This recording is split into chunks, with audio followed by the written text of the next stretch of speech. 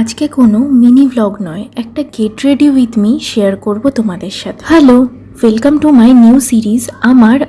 আজ আমার ইন্টার্নশিপের পঞ্চম। সকালে 7টা নাগাদ উঠে ফ্রেশ হয়ে ড্রেস চেঞ্জ করে নিয়েছিলাম, কারণ আজকে ছিল আমার মর্নিং শিফট। জানো তো আমার না অয়েলি স্কিন, তাই সামারে আমি অ্যালোভেরা জেলটাকেই ময়শ্চারাইজার হিসেবে ইউজ করি, কারণ অন্যান্য ময়শ্চারাইজারের থেকে এটা অনেকটা ফাস্ট স্কিনে অ্যাবজর্ব। তারপর সানস্ক্রিন তো মাস্ট। জানো তো লাস্ট 3 বছরে আমি অনেকগুলো সানস্ক্রিন ইউজ করেছি, কিন্তু অয়েলি স্কিনের কারণে সানস্ক্রিন একদম অ্যাবজর্ব হতো না, আর একটা হোয়াইট কাস্ট ক্রিয়েট করে আমার লুকটাকে পুরো খারাপ করে দিত। কিন্তু ডট অ্যান্ড কিয়ের এই সানস্ক্রিনটা এত ভালো স্কিনে অ্যাবজর্ব হয়, আর সত্যি এটা আমার life saver. Now it is the time for blush. জানো তো আমার সমস্ত ফেভারিট ব্লাশগুলোর মধ্যে মামা আর্থের এই ভিটামিন সি লিপ অ্যান্ড চিক টিনটা খুবই পছন্দের। রিসেন্টলি আমি বেলাভিটার এই পারফিউম বডি লোশনটা ইউজ করছি, আর সিরিয়াসলি সামারেও এটা প্রায় 6 থেকে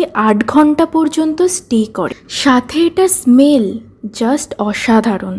also I am a perfume person, আর ওয়াটার গার্লের এই পারফিউমটা এতটা ফ্রেশ ফিল করায় ইউ কান্ট ইম্যাজিন। আমাদের প্রফেশনে টাইডিনেসের গুরুত্ব কতটা সেটা তো জানো। চুলগুলোকে একটা নেট দিয়ে বার্ন করে নিয়েছিলাম। তারপর এই যে আমার মঙ্গলসূত্র, এটা তো পড়তেই হবে। দেন দ্য লাস্ট অ্যান্ড আমার সব থেকে পছন্দের পার্ট, সুগার পপের এই লিপস্টিক শেডটা অলরেডি আমি আগেই তোমাদের সাথে শেয়ার করে ফেলেছি। আর আমার মনে হয় এটা স্পেশালি আমাদের ইন্ডিয়ান স্কিন টোনের জন্যই তৈরি। আর আমাদের এই প্রিটি পিঙ্ক স্ক্রাবটা জাস্ট একটা পারফেক্ট গার্লি কম্বো। সো আজকের জন্য এটুকুই। কথা হবে তোমাদের সাথে আবার পরের ভিডিওতে। আর তোমাদের যদি কোনো প্রোডাক্টের লিঙ্ক দরকার হয় তাহলে আমাকে অবশ্যই জিজ্ঞাসা করো। টাটা।